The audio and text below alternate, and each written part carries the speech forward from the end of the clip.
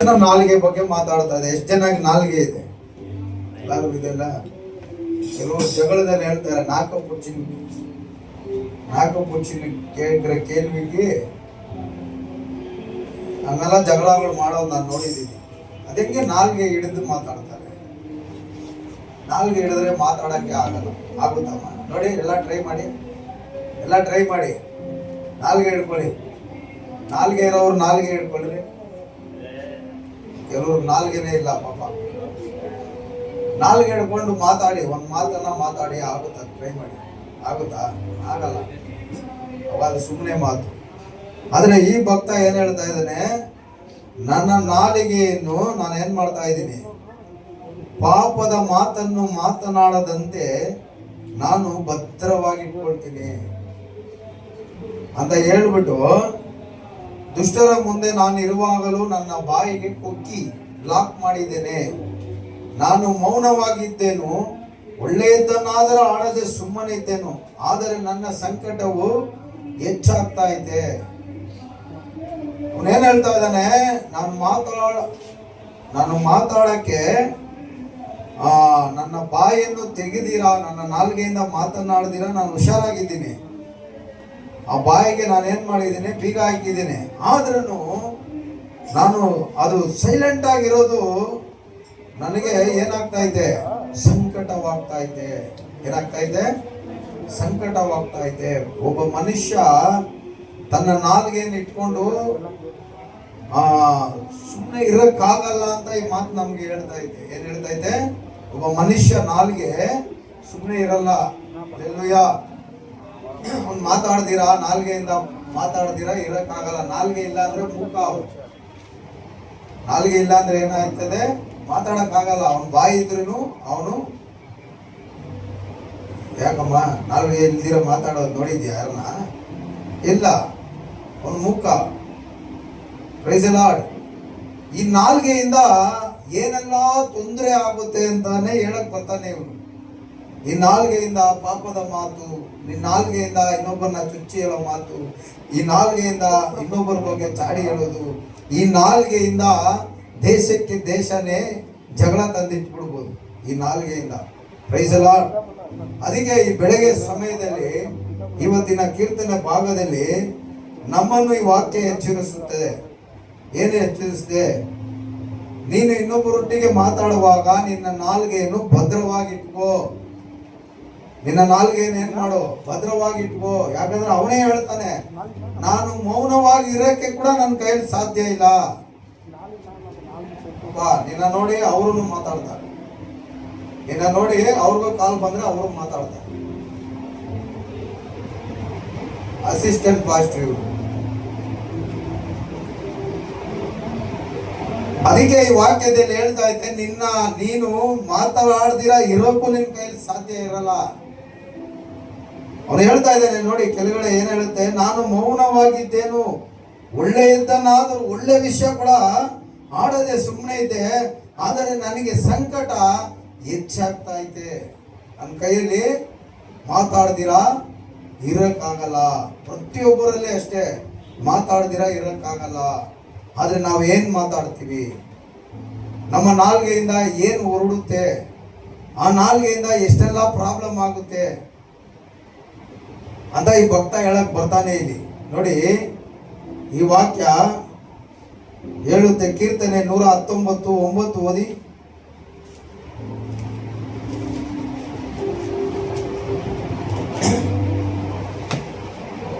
ಓದಿ. ಯೌವನಸ್ಥನು ತನ್ನ ನಡತೆಯನ್ನು ಶುದ್ಧಪಡಿಸಿಕೊಳ್ಳುವುದು ಯಾವುದರಿಂದ? ಅವನು ತನ್ನ ಕ್ಯಾರೆಕ್ಟರನ್ನು, ತನ್ನ ಜೀವಿತವನ್ನು ಬದಲಾಯಿಸಿಕೊಳ್ಳೋದು ಯಾವುದರಿಂದ ಅಂತ ನಾವು ನೋಡುವಾಗ, ಓದಿ ಕೆಳಗಡೆ, ನಿನ್ನ ವಾಕ್ಯವನ್ನು ಗಮನಿಸಿ ನಡೆಯುವುದರಿಂದಲೇ. ಹಲ್ಲೆಲೂಯಾ. ಆತನ ವಾಕ್ಯವನ್ನು ಏನ್ ಮಾಡ್ಬೇಕಂತೆ? ಗಮನಿಸ್ಬೇಕು. ಈ ವಾಕ್ಯ ಏನ್ ಹೇಳ್ತಾ ಇದೆ, ಈ ವಾಕ್ಯ ನನಗ್ತಾ ಹೇಳ್ತಾ ಇದೆ ಅಂತ ನೀವು ಗಮನಿಸ್ಕೊಳ್ಬೇಕು. ಹಲ್ಲೆಲೂಯಾ. ಈ ವಾಕ್ಯ ನನಗೆ ಹೇಳ್ತಾ ಇಲ್ಲ. ಮೊದಲು ಈ ವಾಕ್ಯ ನನಗೆ ಹೇಳುತ್ತೆ, ಎರಡನೇದು ಸಭೆಯವರಿಗೆ ಹೇಳುತ್ತೆ. ಹಲ್ಲೆಲೂಯಾ. ಈ ವಾಕ್ಯ ಏನ್ ಮಾಡುತ್ತೆ? ಮೊದಲು ನನಗೆ ಹೇಳುತ್ತೆ.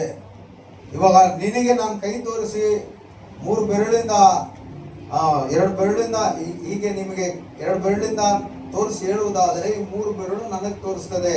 ಮೊದಲು ಈ ವಾಕ್ಯ ನನಗೆ. ಹಲ್ಲೆಲೂಯಾ. ಉಪದೇಶ ಮಾಡುವವನು ಅವನೇ. ನಿನಗೆ ನೀನು ಉಪದೇಶ ಮಾಡ್ಕೊಂಡಿಲ್ವಾ ಅಂತ ದೇವರು ಕೇಳ್ತಾರೆ. ಹಲ್ಲೆಲೂಯಾ. ಮೊದಲು ಈ ವಾರ್ತೆ ನನ್ನ ಒಡೆಯೋದು, ಎರಡನೇದೇ ನಿಮ್ಮನ್ನ ಒಡೆಯೋದು. Price the lord. ಅವಾಗ ಒಬ್ಬ ಮನುಷ್ಯ ತನ್ನನ್ನು ಸರಿಪಡಿಸಿಕೊಳ್ಳೋದು, ತನ್ನನ್ನು ತಿದ್ದಿಸ್ಕೊಳ್ಳೋದು, ತನ್ನನ್ನು ಪ್ರಿಪೇರ್ ಮಾಡಿಕೊಳ್ಳೋದು, ತಾನು ಹೇಗೆ ಏನ್ ಹೇಳುತ್ತೆ ಶುದ್ಧಪಡಿಸಿಕೊಳ್ಳುವುದು, ತನ್ನ ಜೀವಿತವನ್ನ ಹೇಗೆ ಸರಿಪಡಿಸಿಕೊಳ್ಳುವುದು ಅಂತ ನಾವು ನೋಡುವಾಗ ದೇವರ ವಾಕ್ಯವನ್ನು ಗಮನಿಸಿ ನಡೆಯುವುದರಿಂದಲೇ. ಆಮೇನ್. ಈ ಸತ್ಯವೇದದಲ್ಲಿ ಕೊಟ್ಟಿರುವಂತ ಪ್ರತಿಯೊಂದು ವಾಕ್ಯವು ನಿಮಗಾಗಿ ನನಗಾಗಿ ಕೊಟ್ಟಿರೋದು. ಹಲ್ಲೆಲೂಯಾ. ಆ ವಾಕ್ಯ ನಿನಗಾಗಿ ನನಗಾಗಿ ಕೊಟ್ಟಿರುವಂತ ವಾಕ್ಯ. ಒಂದೊಂದು ವಾಕ್ಯದಲ್ಲೂ ಏನಿರುತ್ತೆ ಜೀವ ಇರುತ್ತೆ. ಅದೇ ನಮ್ಗೆ ಅರ್ಥ ಆಗುತ್ತೆ. ಅದನ್ನು ನಾವು ಅದನ್ನು ಗಮನಿಸಿ ನಾವು ನಡೆಯುವಾಗ ಅದು ಸರಿಯಾದ ರೀತಿಯಲ್ಲಿ ನಮ್ಮನ್ನು ನಡೆಸ್ತದೆ, ಆಶೀರ್ವಾದವಾಗಿ ನಡೆಸ್ತದೆ. ಅದರಿಂದಾನೇ ಅದಕ್ಕೆ ಏನಿದೆ? ಜೀವ ಇದೆ. ಹಲ್ಲೆಲೂಯಾ. ಯೇಸು ಸ್ವಾಮಿ ಒಂದು ಕಡೆ ಹೇಳಿದ್ರು, ಏನು, ಗೋಧಿಯ ಕಾಳು ಭೂಮಿಯಲ್ಲಿ ಬಿತ್ತುವಾಗ ಅದು ಸಾಯದಿದ್ದರೆ ಅದು ಒಂದೇ ಆಗಿ ಉಳಿದುಕೊಳ್ಳುತ್ತೆ. ಅದು ಸತ್ರೆನೆ ಬಹಳವಾಗಿ ಹರಡಿಕೊಳ್ಳುತ್ತೆ. ಆಮೇನ್. ಅರ್ಥ ಆಯ್ತಾ? ಅದರ ಅರ್ಥ ಏನು? ಯೇಸು ಸ್ವಾಮಿ ತಾನು ಸತ್ರೆ ಆತನು ಏನಾಗುತ್ತಾನೆ? ಆ ಸಾವಿಂದ ಅನೇಕರಿಗೆ ಅದು ಆಶೀರ್ವಾದ ಅಂತ ಅರ್ಥ. ಆಮೇನ್. ಹಲ್ಲೆಲೂಯಾ. ಅವಾಗ ಯೇಸು ಯಾರು? ನಾನೇ ವಾಕ್ಯ, ನಾನೇ ಸತ್ಯ, ನಾನೇ ಜೀವ. ಅವಾಗ ಅದು ಜೀವ. ಅವಾಗ ವಾಕ್ಯ ಅನ್ನೋದು ಜೀವ. ಅದನ್ನು ಕೇಳಿ ನಾವು ಹೋಗುವಾಗ, ಆ ಜೀವವನ್ನು ಪಡೆದುಕೊಳ್ಳುವಾಗ ನಾವು ಚೆನ್ನಾಗಿರ್ತೇವೆ. ಆಮೇನ್. ಹಲ್ಲೆಲೂಯಾ. ಆದ್ರಿಂದ ಈ ನಾಲಿಗೆ ಅನ್ನುವಂತ ವಿಷಯ ಹೇಗಿದೆ ಅಂದ್ರೆ, ಒಬ್ಬ ಮನುಷ್ಯನಿಂದ ಆ ನಾಲಿಗೆಯನ್ನು ಕಂಟ್ರೋಲ್ ಮಾಡಿ ಏನ್ ಮಾಡಕ್ಕಾಗಲ್ಲ, ಮಾತಾಡಕ್ಕಾಗಲ್ಲ. ಅದರಿಂದ ಆ ನಾಲಿಗೆಯ ವಿಷಯದ ಮಾತಿನಿಂದ ನಾವು ಎಚ್ಚರಿಕೆಯಾಗಿರಬೇಕು. ಯಾರ ಹತ್ರ ಹೇಗೆ ನಾವು ಮಾತಾಡ್ತೀವೋ ಜಾಗ್ರತೆಯಿಂದ ಮಾತಾಡಬೇಕು. ಹಲ್ಲೆಲೂಯಾ. Praise the Lord. ನಾನು ಕೆಲವೊಂದು ವಿಷಯ ಈ ನಡುವೆ ಕೆಲವೊಂದು ವಿಷಯ ಮಾತಾಡುವಾಗ ಜಾಗ್ರತೆಯಿಂದನೇ ಮಾತಾಡ್ತೇನೆ. ಯಾಕಂದ್ರೆ ತೌಕಲೆ ಒಂದು ಗಾದೆ ಹೇಳ್ತಾರೆ, ತೌಕಲೆ ತನ್ನ ವಾಯ ವೆಚ್ಚಿನ ಪಣಮ ತಾನೇ ಕೆಡುತ್ತುಕೋ. ಹಾವು ಬರುವಾಗ ಈ ಕಪ್ಪೆ ಏನ್ ಮಾಡುತ್ತಂತೆ, ಹೆಂಗಮ್ಮ ಕಪ್ಪೆ ಕಿರ್ಚೋದು? ಕಿರ್ಚಿ ತೋರಿಸಿ, ಅದನ್ನು ಗೊತ್ತಿಲ್ವಾ? ಸಂಬ ಪಕ್ಕಳ್ಳೆ ಹಾಕು ದೀದಿಗೂ ಬತ್ತ ಕೈತ ಸೌಂಡ್ ದೇತ ಟ್ಯಾಟಿ ನೀವು ನೋಡಿಲ್ಲಲ್ಲ? ಹೋದ ವಾರ ಶಿವಾಜಿನಗರಲ್ಲಿ ನೋಡಿದೆ ನಾನು. ಭಾನುವಾರ ತೋರಿಸ್ದೆ ತಾನೆ, ರೈನಾಗಿ ತೋರಿಸ್ದೆ. ಈಸಕ್ಕಾಗಿಲ್ಲ. Praise the Lord. ಹಲ್ಲೆಲೂಯಾ. ಕಪ್ಪೆ ಹೆಂಗ್ ಕಿರಿಸ್ತದೆ? ಹೆಂಗ್ ಕಿರಿಸ್ತದೆ? ಕೊಟ್ರು ಅಂತನಾ? ಅಂತಾನೆ ಕೊಟ್ರು ಅಂತ ಅರ್ಥದೆ. ಕೊಟ್ರು ಅಂತ ಅರ್ಥದೆ. ನೀರಲ್ಲಿ ಮಳೆ ಬರೋವಾಗ ಅದಕ್ಕೆ ಹಾವುಗೆ ಸಿಗ್ನಲ್. ಅದು ಹಾವು ಕ್ಲೀನಾಗಿ ಇಲ್ಲೇ ಇದೆಯಾ, ಬರ್ತಾ ಇದೆ ನೀರು ಇನ್ನ ತಿನ್ನಕ್ಕೆ ಅಂತ. ಆ ಥರ ನಾಲಿಗೆ ಅನ್ನುವಂಥ ವಿಷಯ ಬಹಳ ಡೇಂಜರ್, ನಮಗೆ ಆಪತ್ತವಾಗಿ ಮಾರ್ಪಟ್ಟುತ್ತೆ. ಅದನ್ನು ಈ ಭಕ್ತ ತಿಳ್ಕೊಂಡೆ ಅವನು ಆ ರೀತಿ ಏನ್ ಹೇಳ್ತಾ ಇದ್ದಾನೆ, ನಾನು ದುಷ್ಟರ ಮುಂದೆ ಇರುವಾಗಲೂ ನನ್ನ ನಾಲಿಗೆಯನ್ನು ಏನ್ ಮಾಡ್ತಾ ಇದ್ದೀನಿ, ಎಚ್ಚರಿಕೆಯಾಗಿ ಕಾದುಕೊಳ್ತೇನೆ. ಆದ್ರೇನು ನನ್ನ ನಾಲಿಗೆಯನ್ನು ನಾನು ಕಂಟ್ರೋಲ್ ಮಾಡಿ ಇಟ್ಕೊಳ್ಳಕ್ಕೆ ನನ್ನ ಕೈಯಲ್ಲಿ ಆಗ್ತಾ ಇಲ್ಲ. ಅದಕ್ಕೆ ವಾಕ್ಯ ಹೇಳುತ್ತೆ, ತನ್ನ ನಾಲಿಗೆಯನ್ನು ಸರಿಪಡಿಸಿಕೊಂಡು ನಡೆಯುವುದು ಯಾವುದರಿಂದ ಅಂದ್ರೆ ದೇವರ ವಾಕ್ಯವನ್ನು ಗಮನಿಸಿ ನಡೆಯುವುದರಿಂದಲೇ ಮಾತ್ರನೇ. Amen. Hallelujah. Praise the Lord. ಅವ್ರು ನೋಡಿ, ಅಲ್ಲಿ ದುಷ್ಟರು 4 ಜನ 4 ವಿಧವಾಗಿ ಮಾತನಾಡಿಕೊಳ್ಳುತ್ತಾ ಇರುವಾಗ ಅವ್ರ ಮುಂದೆ ಒಳ್ಳೆ ಮಾತು ಆಡಕ್ ಕೂಡ ಅವನು ಹಿಂದೆ ಮುಂದೆ ನೋಡಿದನಂತೆ. ಹಿಂದೆ ಮುಂದೆ ನೀನು ದುಷ್ಟರ ಮುಂದೆ ಹೋಗಿ ನೀನು ಎಷ್ಟೇ ಒಳ್ಳೆ ವಿಷಯ ಹೇಳಿದ್ರೆ ಕೂಡ, ಇನ್ನೊಬ್ಬರ ಬಗ್ಗೆ ಒಳ್ಳೆ ವಿಷಯ ಹೇಳಿದ್ರೆ ಅವರು ಅವ್ರ ಹತ್ರ ಹೋಗಿ ಮೇಲೆ ಕೆಳಗಡೆ ವಿಷಯ ಬಿಟ್ಟಿರ್ತಾರೆ, ಮಧ್ಯದಲ್ಲಿ ಒಂದು ವಿಷಯ ತೆಗೆದುಕೊಂಡು ಫಿಟ್ಟಿಂಗ್ ಇಕ್ಕಿರ್ತಾರೆ. ಅದು ನಿನಗೆ ಕೇಡಾಗಿ ಮಾರ್ಪಡುತ್ತೆ. ಹಲ್ಲೆಲೂಯಾ. ಬೈಬಲಲ್ಲಿ ಕೂಡ ಅಷ್ಟೇ, ಒಂದು ವಾಕ್ಯ ಓದುವಾಗ ಮಧ್ಯ ವಾಕ್ಯ ಮಾತ್ರ ಓದಿ ತಿಳ್ಕೊಬಾರ್ದು, ಅದು ಮೇಲೆ ಏನ್ ಹೇಳುತ್ತೆ, ಕೆಳಗಡೆ ಏನ್ ಹೇಳುತ್ತೆ ಅಂತ ಅದನ್ನ ಪ್ರತಿಯೊಂದು ನೋಡುವಾಗ ಅದರಲ್ಲಿ ಒಂದು ಅರ್ಥಪೂರ್ವಕವಾದ ಮಾತನ್ನು ಅಲ್ಲಿ ದೇವರು ನಮಗೆ ಕೊಟ್ಟಿರ್ತಾರೆ. ಆಮೇನ್ ಆಮೇನ್ ಅಂತ ಹೇಳ, ಆಮೇನ್ ಅಂತ ಹೇಳ. ನೋಡಿ, ಇನ್ನೊಂದು ವಾಕ್ಯ ಓದಿ ಇದರಲ್ಲಿ 2 ತಿಮೋಥಿ 4:2 ಓದಿ. 2 ತಿಮೋಥಿ 4:2 ಓದಿ.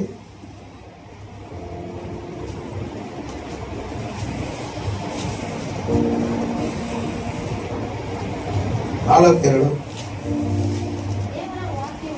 ದೇವರ ವಾಕ್ಯವನ್ನು ಏನ್ ಮಾಡ್ಬೇಕಂತೆ? ಸಾರು, ಹಂಗಂದ್ರೆ ಉಪದೇಶ ಮಾಡು, ಹೇಳು. ಹೇಳು. ಅನುಕೂಲವಾದ ಕಾಲದಲ್ಲೂ ಅನುಕೂಲವಿಲ್ಲದ ಕಾಲದಲ್ಲೂ ಅದರಲ್ಲಿ ಆಸಕ್ತನಾಗಿರು. ಹಂಗಂದ್ರೆ ಟೈಮ್ ಇರ್ಲಿ, ಟೈಮ್ ಇಲ್ದಿರ ಹೋಗ್ಲಿ, ದೇವರ ಮಾತನ್ನು, ವಾಕ್ಯವನ್ನು ಹೇಳಬೇಕಂತೆ. ಅದು ಅನುಕೂಲ ಸಮಯ ಇರಲಿ, ಸಮಯ ಇಲ್ದಿರ ಹೋಗ್ಲಿ, ಒಬ್ಬನನ್ನು ಕಂಡಿದ ತಕ್ಷಣ ಆ ವಾಕ್ಯವನ್ನು ನಾವು ಹೇಳಲೇಬೇಕು. ಪೂರ್ಣ ದೀರ್ಘ ಶಾಂತಿಯಿಂದ ಉಪದೇಶಿಸು, ಖಂಡಿಸು, ಗದರಿಸು, ಎಚ್ಚರಿಸು. ಯಾಕೆಂದರೆ ಜನರು ಕ್ರಿಸ್ತ ಬೋಧನೆಯ ಸಹವಾಸವನ್ನು ಮಾಡದೆ ಕಾಲವು ಬರುತ್ತದೆ, ಅದರಲ್ಲಿ ಅವರು ತೀಟೆ ಕಿವಿ ಉಳ್ಳವರಾಗಿ ಮಾರ್ಪಡುವವರು. ಹಲ್ಲೆಲೂಯಾ. ಏನ್ ಹೇಳುದು? ಸಮಯ ಇರಲಿ, ಸಮಯ ಇಲ್ದಿರ ಹೋಗ್ಲಿ, ದೇವರ ವಾಕ್ಯವನ್ನು ಹೇಳು, ದೇವರ ಮಾತನ್ನು ಹೇಳು, ಎಚ್ಚರಿಸು, ಗದರಿಸು. ಏನ್ ಹೇಳ್ತು? ಗದರಿಸಬೇಕು.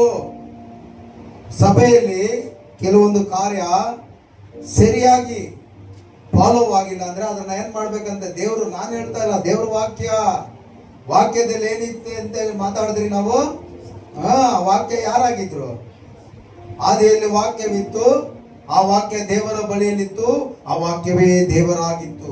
ಆ ವಾಕ್ಯವಾದನು ನಮ್ಮ ಮಧ್ಯದಲ್ಲಿ ಹೇಗೆ ಬಂದ್ರು? ಮಾಂಸಾವತಾರದಲ್ಲಿ, ನರ ಅವತಾರದಲ್ಲಿ. ಹಲ್ಲೆಲೂಯಾ.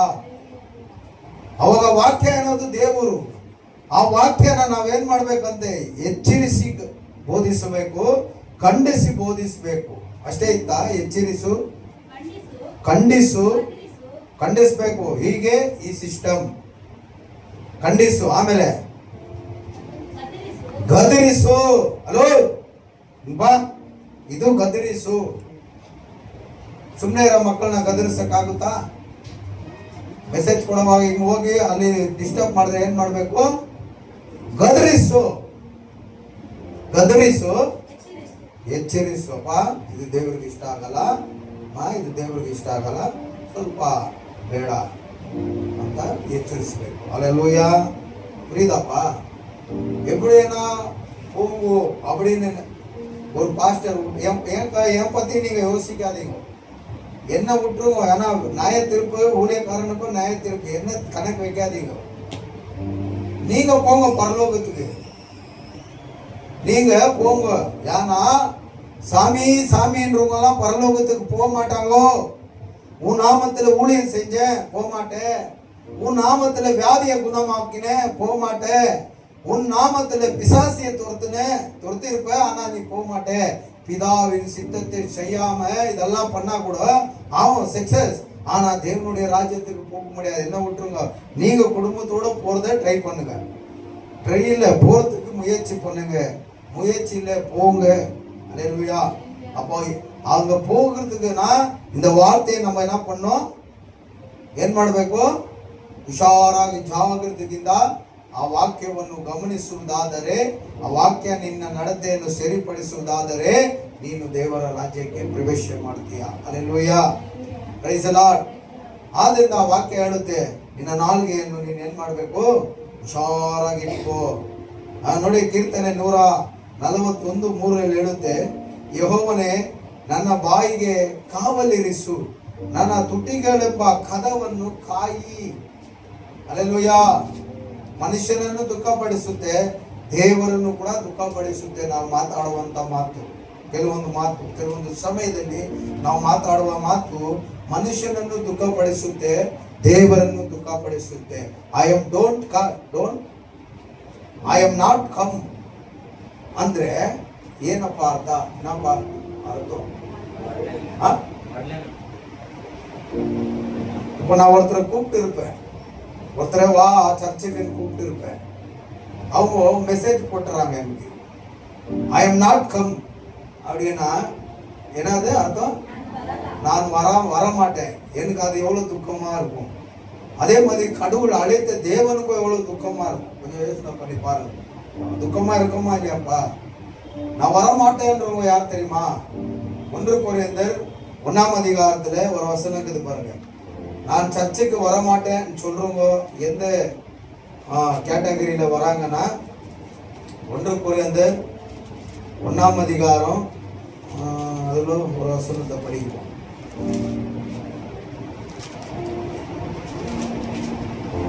1:18 ಶಿಲುಬೆಯ ವಿಷಯವಾದ ಮಾತು ನಾಶನದ ಮಾರ್ಗದಲ್ಲಿ ಇರುವವರಿಗೆ ಹುಚ್ಚು ಮಾತಾಗಿದೆ, ರಕ್ಷಣೆಯ ಮಾರ್ಗದಲ್ಲಿ ಇರುವವರ ನಮಗಾದರೂ ದೇವರ ಶಕ್ತಿಯಾಗಿದೆ. ರಕ್ಷಣೆಯ ಮಾರ್ಗದಲ್ಲಿ ಎಷ್ಟು ಜನ ಇದ್ದೀರಾ? ಆಮೇಲೆ ಅಂತ ಹೇಳಿ ನಿಮಗದು ಶಕ್ತಿ ಕೊಡುವಂಥದ್ದು, ಬೂಸ್ಟ್ ಮಾಡುವಂಥದ್ದು. ಆಮೇಲೆ ಆದರೆ ಐ ಆಮ್ ನಾಟ್ ಕಮ್ ಅಂತ ಹೇಳೋರಿಗೆ ಅದು ನಾಶನ ಮಾರ್ಗದಲ್ಲಿ ತೆಗೆದುಕೊಂಡು ಹೋಗುವಂತ ವಿಷಯವಾಗಿದೆ. ಹಾಗಾದ್ರೆ ಯೇಸು ಶಿಲುಬೆಯಲ್ಲಿ ಮರಣ ಹೊಂದಿದ್ದು, ಸಭೆ ಅನ್ನುವಂಥ ವಿಷಯ, ದೇವರ ಆರಾಧನೆ ಎನ್ನುವಂಥ ವಿಷಯ, ದೇವರ ವಾಕ್ಯ ಕೇಳದಿರ ಇರುವಂತ ವಿಷಯ ಅಲ್ಲ. ನಾಶನ ಮಾರ್ಗದಲ್ಲಿ ಹೋಗುವವರಿಗೆ ಅದು ಹುಚ್ಚು ಮಾತಾಗಿದೆ. ಅಭಿದನಪ್ಪ இருக்குது என்ன இருக்குது படிங்க.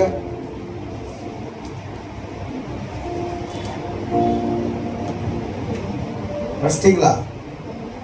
என்ன இருக்கு எடுத்திருக்கிற சாப்டர்? அது சிலுவையின் விஷயமா அழிவில் இருக்கிற ஜனங்களுக்கு பைத்தியமா தெரியுது, ரட்சிப்பில் இருக்கிற நமக்கும் அது எப்படி என்னவா இருக்குதா?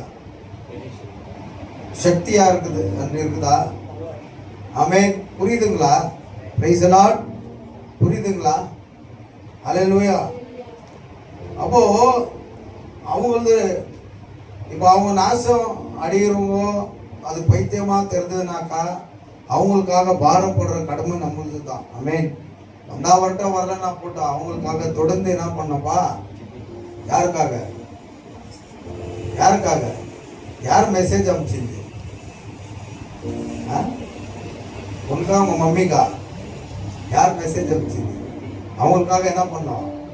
ஜெபம் பண்ணோம் இல்லையா? Praise the Lord. ஜெபம் பண்ணுங்க. ஆமென்.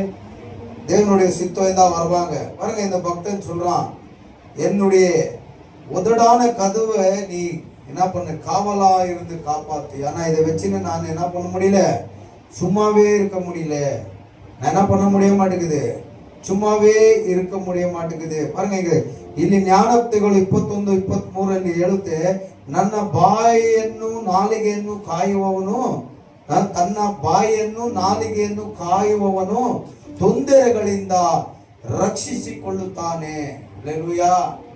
ತನ್ನ ನಾಲಿಗೆಯನ್ನು ತನ್ನ ಬಾಯನ್ನು ಎಚ್ಚರಿಕೆಯಾಗಿ ಹುಷಾರಾಗಿ ಎಲ್ಲಿ ಹೇಗೆ ಮಾತಾಡಬೇಕಂತ ಕಾದುಕೊಳ್ಳುವವನು ಅವನು ಏನಾಗುತ್ತಾನಂತೆ, ಅವನೇ ರಕ್ಷಿಸಿಕೊಳ್ಳುತ್ತಾನಂತೆ. ಹಲ್ಲೆಲೂಯಾ. ಇವಾಗ ಒಂದು ಮರ್ಡರ್ ಆಯ್ತು, ಒಂದು ಕೊಲೆ ಆಯ್ತು, ಇಲ್ಲಿ ಬಂಡೆ, ಇದು ಎನ್ನೂರು ಬಂಡೆ ಹತ್ರ ಒಂದು ಕೊಲೆ ಆಯ್ತು. ಅವನು ರೌಡಿ, ಅದು ಜಮೀನ್ಗಾಗಿ ಕೊಲೆ ಆಯ್ತು. 2-3 ಸತಿ ನಾನು ಯೂಟ್ಯೂಬಲ್ಲಿ ನೋಡಿದೆ. ಆ ರೌಡಿ ಇದು ಜಾಗ ಇನ್ನೊಂದು ರೌಡಿ ಏನ್ ಮಾಡ್ತಾನೆ, ಕದ್ಕೊಳ್ತಾನೆ. ಆ ಇನ್ನೊಂದು ಕದ್ದುಕೊಳ್ಳುವಂತ ರೌಡಿ ಇಳ್ದಿರೋವಾಗ ಇವನು ಪೇಪರ್ಸ್ ಎಲ್ಲ ತಗೊಂಡೋಗಿ ಅಲ್ಲಿ ಗೋಡೆ ಕಟ್ತಾ ಇದ್ದಾರೆ, ಅದನ್ನ ಹೊಡೆದಾಕ್ತಾನೆ ಇನ್ನೊಬ್ಬ ರೌಡಿ, ಜಮೀನ್ ಇದ್ದಂತ ರೌಡಿ. ಅಲ್ಲಿ ಆ ಕದ್ದುಕೊಂಡಂತ ರೌಡಿ ಜೊತೆಯಲ್ಲಿ ಇದ್ದವನು ಒಬ್ಬ ಇಲ್ಲಿ ಬಂದು ಮಾತಾಡಕ್ಕೆ ಸ್ಟಾರ್ಟ್ ಮಾಡ್ತಾನೆ. ಈ ಮಾತಲ್ಲಿ ಏನಾಗುತ್ತೆ, ಅವನು ಆ ಜಾಗ ಇದ್ದವನು ಆ ಇನ್ನೊಬ್ಬ ಕದ್ಕೊಂಡದ ರೌಡಿನ ತಪ್ಪಾಗಿ ಮಾತಾಡಿರಲ್ಲ, ಆದ್ರೆ ಇವನು ಅವನ ತಪ್ಪಾಗಿ ಮಾತಾಡ್ತೀಯಾ, ಅವನ ತಪ್ಪಾಗಿ ಮಾತಾಡ್ತೀಯಾ ಅಂತ ಹೇಳ್ತಾನೆ ಇರ್ತಾನೆ. ಆದ್ರೆ ಇವನು ಅವನ ನಾನು ತಪ್ಪಾಗಿ ಮಾತಾಡಿಲ್ಲ, ಈ ಏರಿಯಾ ಅವ್ರ ಸರೌಂಡಿಂಗ್ ಎಲ್ಲಿದೆ ಅಂತಾನೆ ನಾನು ಹೇಳ್ತಾ ಇದ್ದೀನಿ, ನಾನು ರೌಡಿ ಗಿವಡಿ ಅಂತ ಹೇಳಿಲ್ಲ. ಅಂತ ಹೇಳಿದ್ರೆ, ಇಲ್ಲ ನೀನು ರೌಡಿ ಅಂತ ಹೇಳಿದೆ, ಅವನ್ನ ಕೆಟ್ಟದಾಗಿ ಮಾತಾಡದೆ ಅಂತ ಅವ್ನು ಏನ್ ಮಾಡ್ತಾನೆ, ಫೋನ್ ಮಾಡಿ ಅವ್ನು ರೌಡಿಗೆ ಹೇಳ್ಬಿಡ್ತಾನೆ. ಇಲ್ಲಿ ಮಾತಾಡಿದ್ದೆ ಬೇರೆ ವಿಷಯ, ಆದ್ರೆ ಇವನು ನಾಲಿಗೆಯಿಂದ ಅವನಿಗೆ ಹೇಳಿದ್ದೆ ಬೇರೆ ವಿಷಯ. ಅವನು ಕೋಪ ಬಂದು ಏನ್ ಮಾಡ್ತಾನೆ, ಒಂದೇ ವಾರದಲ್ಲಿ ಅವನ ಹುಡ್ಕೊಂಡೋಗಿ ಅವ್ರ ಮನೆ ಹತ್ರನೇ ಕೊಲೆ ಮಾಡ್ಬಿಡ್ತಾನೆ. ಅವನೇನ್ ತಿಳ್ಕೊಂಡು ಕೊಲೆ ಮಾಡ್ದ, ನನ್ನ ಇವನು ಬೈದಿದ್ದಾನೆ, ನನ್ನ ಫ್ರೆಂಡ್ ನನಗೆ ಹೇಳ್ದ ಅಂತ ಕೊಲೆ ಮಾಡ್ಬಿಟ್ಟ. ಕೊಲೆ ಮಾಡಿ ಅದರಲ್ಲಿ MLA ಕೂಡ ಸೇರ್ಬಿಟ್ರು. ಬೈತಿ ಬಸವರಾಜನು ಜೈಲಲ್ಲಿ ಇದ್ದಾರೆ ಇವಾಗ. ಅವನು ಇನ್ನೊಬ್ಬ ದುಬೈಗೆ ಓಡೋಗ್ಬಿಟ್ಟ, ರೌಡಿ ಕೊಲೆ ಮಾಡಿಸಿದವನು. ಕೊನೆಯದಾಗಿ ಆ ಯೂಟ್ಯೂಬ್ ಅಲ್ಲಿ, ಇನ್ಸ್ಟಾಗ್ರಾಮ್ ಅಲ್ಲಿ ಆ ಮೆಸೇಜ್ ಬಂದ ಮೇಲೆನೆ ಗೊತ್ತಾಗ್ತಾ ಇದೆ ಯಾರ್ದು ತಪ್ಪು ಯಾರ್ದು ತಪ್ಪಿಲ್ಲ. ಜಮೀನನ್ನು ತಕೊಂಡಿದ್ದಂತ ವ್ಯಕ್ತಿದು ತಪ್ಪೇ ಇಲ್ಲ. ಆ ಕತ್ತುಕೊಂಡಂತ ವ್ಯಕ್ತಿಯ ಜೊತೆಲಿದ್ದವನು ಬಂದು ಹೇಳಿದಂತ ಮಾತು ತಪ್ಪು. ಆ ತಪ್ಪಾದ ಮಾತಿನಿಂದ ಒಬ್ಬ ರೌಡಿ ಕೊಲೆಯಾಗಿ ಸುಟ್ಟೋಗ್ಬಿಟ್ಟ. ನೋಡ್ರ, ಆ ಚಿಕ್ಕ ಆ ಬಾಯಿನ ಮಾತಿನಿಂದ ಎಷ್ಟು ದೊಡ್ಡ ಅನರ್ಥವ ಆಗುತ್ತೆ. ನೋಡಿದ್ರ, ಒಂದು ಮಾತು ಅವನು ಅವ್ರಿಗೆ ಹೇಳ್ದಿರ ಇದ್ಬಿಟ್ಟಿದ್ರೆ ಅವನು ಏನಾಗ್ಬಿಡ್ತಾ ಇದ್ದ, ಸಾಯ್ತಾ ಇದ್ದಿಲ್ಲ. ಒಂದು ವೇಳೆ ಅವರು ಜನ ಸ್ವಲ್ಪ ದಿನ ಬಿಟ್ಟು ನಮ್ಮ ಗುರು ಮೇಲೆ ಸುಳ್ಳು ಹೇಳ್ದ ಇವನು ಅಂತ ಕೂಡ ಕಾಯ್ಕೊಂಡಿದ್ದು ಕೊಲೆನೂ ಮಾಡ್ಬೋದು. ಆದ್ರೆ ಈ ವಾಕ್ಯ ಏನ್ ಹೇಳ್ತಾ ಇದೆ, ನನ್ನ ನಾಲಿಗೆಯನ್ನು ತನ್ನ ಬಾಯನ್ನು ನಾಲಿಗೆಯನ್ನು ಕಾಯುವವನು ಯಾವುದಾದರೂ ತೊಂದರೆಗಳಿಂದ ಅವನು ಏನಾಗ್ತಾನಂತೆ, ಕಾಪಾಡಲ್ಪಡ್ತಾನೆ. ಓದ್ ನೋಡಿ, ಜ್ಞಾನೋಕ್ತಿಗಳು 21-23 ವಚನನೇ ಓದ್ತಾ ಇದ್ದೀನಿ. ತನ್ನ ಬಾಯನ್ನು ನಾಲಿಗೆಯನ್ನು ಕಾಯುವವನು ತೊಂದರೆಗಳಿಂದ ರಕ್ಷಿಸಿಕೊಳ್ಳುತ್ತಾನೆ. Praise the Lord, hallelujah. ಇವಾಗ ಅವನ್ನ ಕೊಲೆ ಮಾಡ್ಬಿಟ್ರು, ಕೆಲವರು ಜೈಲಿಗೆ ಹೋಗ್ಬಿಟ್ರು. ಒಂದು ದಿನ ಜೈಲಿಂದ ಆಚೆ ಬರುವಾಗ ಕೊಲೆ ಆದಂತ ವ್ಯಕ್ತಿಯ ಜೊತೆಲಿದ್ದವರು ಅವನ್ನ ನನ್ನ ಗುರು ಮೇಲೆ ಸುಳ್ಳು ಹೇಳಿ ಕೊಲೆ ಮಾಡಿಸ್ಬಿಟ್ಟ ಅಂತ ಸೇಡು ತೀರಿಸಿದ್ರೆ, ಸುಳ್ಳು ಹೇಳಿದಂತ ವ್ಯಕ್ತಿಯನ್ನು ಕೊಲೆ ಮಾಡಿದ್ರೆ ತನ್ನ ಲೈಫನ್ನು ಅವನೇ ಹಾಳು ಮಾಡ್ಕೊಂಡ್ಬಿಟ್ಟ, ತನ್ನ ಜೀವವನ್ನು ಅವನ ನಾಲಿಗೆಯಿಂದ ಕಳ್ಕೊಂಬಿಟ್ಟ ಅಂತ ಅರ್ಥ. ಅದಕ್ಕೆ ಈ ಭಕ್ತ ಹೇಳ್ತಾನೆ, ನನ್ನ ಬಾಯನ್ನು ನಾಲಿಗೆಯನ್ನು ನಾನು ಕಾಪಾಡಬೇಕು, ಹುಷಾರಾಗಿ ಇರುವುದರಿಂದ, ದುಡುಕಿ ಏನು ಹೇಳಿದ್ರೆ ಇರುವುದರಿಂದ ನನ್ನನ್ನು ನಾನು ಕಾಪಾಡಿಕೊಳ್ತೇನೆ. ಒಂದಿನ ತೊಂದರೆಗಳು ಬರುವಾಗ ನಾನೇನು ಮಾತಾಡಿಲ್ಲ ಅಂತ ಸಾಬೀತಾಗುವಾಗ ನನ್ನನ್ನು ನಾನೇ ಕಾಪಾಡಿಕೊಳ್ತೀನಿ. Hallelujah, praise the Lord. ನೋಡಿ, ಹಂಗೆ ಮುಂದಕ್ಕೆ ನಾವು ಓದುವಾಗ ಮೀಕಾ ಪುಸ್ತಕ 7ನೇ ಅಧ್ಯಾಯದಲ್ಲಿ ನಾವು ಬರುವಾಗ ಅಲ್ಲಿ ಹೇಳುತ್ತೆ, ನಿನ್ನ ನಾಲಿಗೆಯನ್ನು ಹುಷಾರಾಗಿ ಇಟ್ಕೋ, ಯಾರನ್ನು ನಂಬಬೇಡ, ನೀನು ಯಾರನ್ನು ನಂಬಬೇಡ, ನಿನ್ನ ನಾಲಿಗೆಯನ್ನು ನೀನೇನ್ ಮಾಡ್ಬೇಕು, ಹುಷಾರಾಗಿ ಇಟ್ಕೊಬೇಕು. ಮೀಕಾ 7:5-6 ವಚನ ಓದೋಣ. ಮಿತ್ರರನ್ನು ನಂಬಬೇಡ, ಆಪತ್ತಿಲ್ಲ, ಆಪ್ತರಲ್ಲಿ ಭರವಸೆ ಬಿಡದಿರು, ನಿನ್ನ ಎದೆಯ ಮೇಲೆ ಒರುಗುವವಳಿಗೂ ನಿನ್ನ ಬಾಯ ಬಾಗಿಲನ್ನು ಭದ್ರವಾಗಿಟ್ಟುಕೋ. ಮಗನು ತಂದೆಯನ್ನು ತುತ್ಕರಿಸುತ್ತಾನೆ, ಹಂಗಂದ್ರೆ ಗೇಲಿ ಮಾಡ್ತಾನೆ, ಬೈತಾನೆ, ಹಂಗಂದ್ರೆ ಅವಮಾನ ಪಡಿಸ್ತಾನೆ. ಮಗಳು ತಾಯಿಗೆ ಎದುರೇಳುತ್ತಾಳೆ, ಸೊಸೆಯು ಅತ್ತೆಯನ್ನು ವಿರೋಧಿಸುತ್ತಾಳೆ. ಹೀಗೆ ಒಬ್ಬ ಮನುಷ್ಯನಿಗೆ ಅವನ ಮನೆಯವರೇ ವೈರಿಗಳಾಗಿರುತ್ತಾರೆ. ಹಲ್ಲೆಲೂಯಾ. ಏನೇ ಇದು ಮಾತು ಸತ್ಯನೇ. ಇದು ದೇವರು ಯಾವತ್ತು ವಾಕ್ಯ ಸುಳ್ಳಾಗಲ್ಲ, ವಾಕ್ಯ ಸುಳ್ಳಾಗೋದೇ ಇಲ್ಲ. ಫ್ರೆಂಡ್ನ ನಂಬೇಡ, ಫ್ರೆಂಡೇ ನಂಬಾದೆ. அவன் இப்படி பண்ணிட்டா மச்சி, நீ போய் சொல்லாதே, அவன் போய் சொல்லுவான், என்னடா இப்படி பண்ணிட்டு அவன் வந்து என்கிட்ட சொல்றான். நீ பகையாளி ஆயிட்டு என்ன பண்ணுவ, உன் உயிரை உன் லைஃபை நீயே பால் பண்ணிக்குவே. ஃப்ரெண்டை நம்பாத. ரெண்டாவது, ஆப்தನಲ್ಲಿ ಭರವಸೆ விட, நீ ரொம்ப க்ளோஸ் யார நினைக்கிற அவன் மேல நீ விசுவாசமா இருக்காத. மூணாவது, ನಿನ್ನ ಎದೆಯ ಮೇಲೆ ಒರಗು, ಹಂಗಂದ್ರೆ ನಿನ್ನ ಯಾರು ಒರಗೋದು, ನಿನ್ನ ಹೆಂಡತಿನೇ. ಹಲ್ಲೆಲೂಯಾ, ನಿನ್ನ ಹೆಂಡತಿನೇ. ಅಲ್ಲೇನು ಹೇಳುತ್ತೆ, ಒರಗುವಳಿಗೂ ನಿನ್ನ ಬಾಯ ಬಾಗಿಲನ್ನು ಭದ್ರವಾಗಿಟ್ಕೋ. ದುಡುಕಿ ಏನು ಕೆಲವೊಂದು ಮಾತುಗಳನ್ನು ಹೇಳಕ್ಕೆ ಹೋಗ್ಬೇಡ, ಅದರಿಂದ ನಿನಗೆ ಪ್ರಾಬ್ಲಮ್, ಅದರಿಂದ ನಮಗೇನಾಗುತ್ತೆ, ಪ್ರಾಬ್ಲಮ್ ಆಗುತ್ತೆ. ಮಗನು ತಂದೆಯನ್ನು ತುಚ್ಕರಿಸುತ್ತಾನೆ, ಮಗಳು ತಾಯಿಯನ್ನು ಎದುರೇಳುತ್ತಾಳೆ, ಸೊಸೆಯು ಅತ್ತೆಯನ್ನು ವಿರೋಧಿಸುತ್ತಾಳೆ. ಹೀಗೆ ಒಬ್ಬ ಮನುಷ್ಯನಿಗೆ ಅವನ ಮನೆ ವೈರಿಗಳಾಗಿರುತ್ತಾರೆ. ಯಾವುದರಿಂದ ವೈರಿಗಳಾಗ್ತೇವೆ?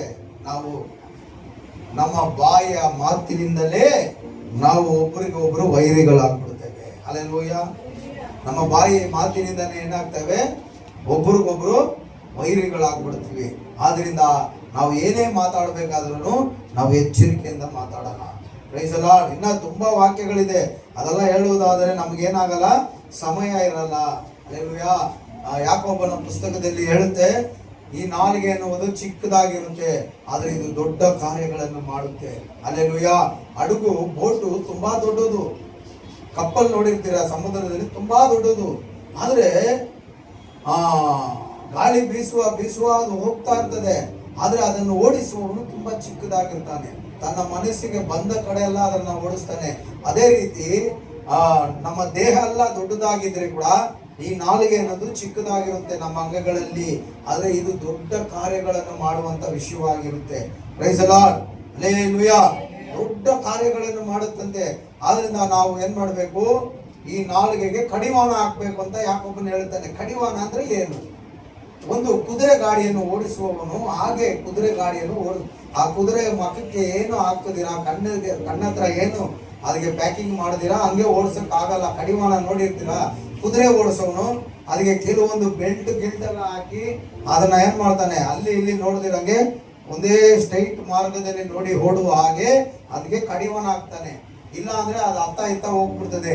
ಅದೇ ರೀತಿ ದೇವರು ಹೇಳುತ್ತಾರೆ, ನಿನ್ನ ಬಾಯಿಗೂ ನಾಲಿಗೆಗೂ ಕಡಿವಾಣ ಹಾಕಿಕೊಳ್ಳಿ, ಆವಾಗ ಸರಿಯಾದ ರೀತಿಯಲ್ಲಿ ಈ ನಾಲಿಗೆ ಬಾಯನ್ನು ನೀನು ಉಪಯೋಗಿಸಬಹುದು. ಇಲ್ಲ ಕಡಿವಾಣ ಇಲ್ಲ ಅಂದ್ರೆ ಅತ್ತಿತ್ತ ನೀನು ಮಾತಾಡಿ ನಿನಗೆ ನೀನೇ ತೊಂದರೆಗಳನ್ನು ತಂದಿಟ್ಕೊಳ್ತೀಯ ಅಂತ ದೇವರ ವಾಕ್ಯ ಹೇಳುತ್ತೆ. ಹಲ್ಲೆಲೂಯ. ದೇವರು ನಿಮ್ಮನ್ನು ಆಶೀರ್ವಾದ ಮಾಡಲಿ. ಈ ಸಮಯದಲ್ಲಿ ಕೂಡ ಸಭೆಯ ಕಾರ್ಯಗಳು ನಾಳೆ 1ನೇ ತಾರೀಕು ಇರೋದ್ರಿಂದ